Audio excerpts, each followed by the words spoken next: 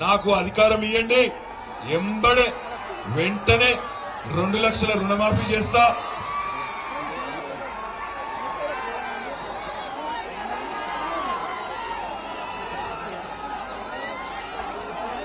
వెంటనే రుణమాఫీ చేస్తా అని చెప్పి డైలాగులు పెట్టిండు. 2 లక్షలు రుణమాఫీ అన్నాడు. ఏందా ఏం కావాలి?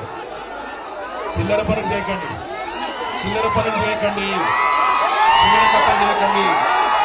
మీ ప్రచారం మీరు చేసుకోండి, చిల్లర కథలు చేయకండి. పోలీసు వాళ్ళు ఉన్నారా? పోలీసు వాళ్ళు ఉన్నారా? చచ్చిపోయినా పోలీసు వాళ్ళు డ్యూటీ చేస్తలేదా? దమ్ము లేదా? చిల్లర కథలు చేయకండి తమ్ముళ్ళతో.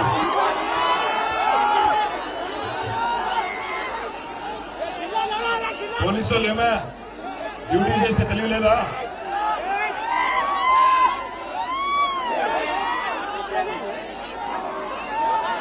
దయచేసి నేను మిమ్మల్ని కోరేది ఒకటే, ఇట్లా కొంతమంది ఉంటారు అక్కడక్కడ 10 మంది 15 మంది పట్టించుకోవాల్సిన అవసరం. గట్టిగా చప్పట్లతో బుద్ధి చెప్పండి. జై తెలంగాణ, జై తెలంగాణ. ఎవరి ప్రచారం వాళ్ళు చేసుకోవాలి, ఎవరి పని వాళ్ళు చేసుకోవాలి. నేను అనేది ఒకటే, 5 నెలల కిందట ఇక్కడ కాంగ్రెస్ ప్రభుత్వం వచ్చింది. ఏం చెప్పిండు రేవంత్ రెడ్డి?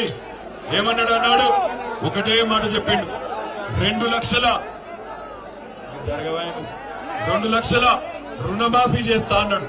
అయిందా రుణమాఫీ? 2 లక్షల రుణమాఫీ అయిందా? తులం బంగారం ఇస్తా అన్నాడు, ఆడపిల్లలు పెళ్లి చేసుకుంటే వచ్చిందా? 2500 ఇస్తా మహిళలకు అన్నాడు, వచ్చిందా?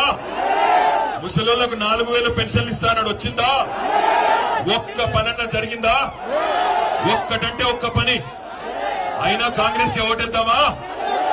మనకు వాళ్ళకి లేకపోయినా మనకన్నా ఉండాలి కదా, ఉన్నదా?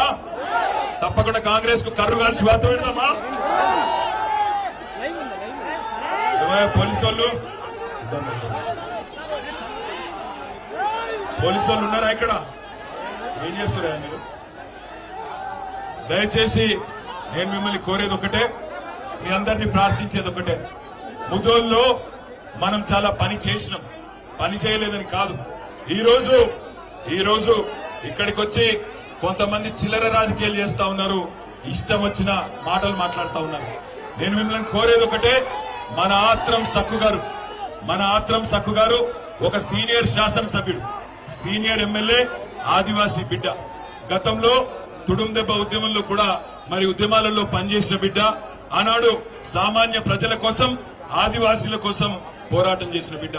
ఇవాళ కేసీఆర్ గారు ఆయన చేసిన సేవలను గుర్తించి మరి ఆసిఫాబాద్ లో మొన్న కోవా లక్ష్మి గారి గెలుపుకు సహకరించి మరి విరమించుకున్నందుకు ఆ రోజే మాటిచ్చినారు. సక్కు గారు మీకు తప్పకుండా నేను పార్లమెంట్ కు నిలబెడతా అని చెప్పిండు. చెప్పినట్టే ఇవాళ టికెట్ ఇచ్చి మీ దగ్గరికి పంపిండు.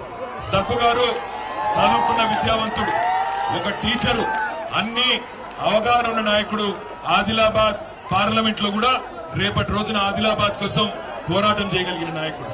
నేను మిమ్మల్ని కోరేదల్లా ఒకటే, కాంగ్రెస్ పార్టీ గత 5 నెలల్లో రకరకాల మోసాలు, రకరకాలుగా మరి ఇవాళ ఏమేం మాటలు చెప్పాలో చెప్పి ఇవాళ ఒక్క పని కూడా చేయకుండా ఇవాళ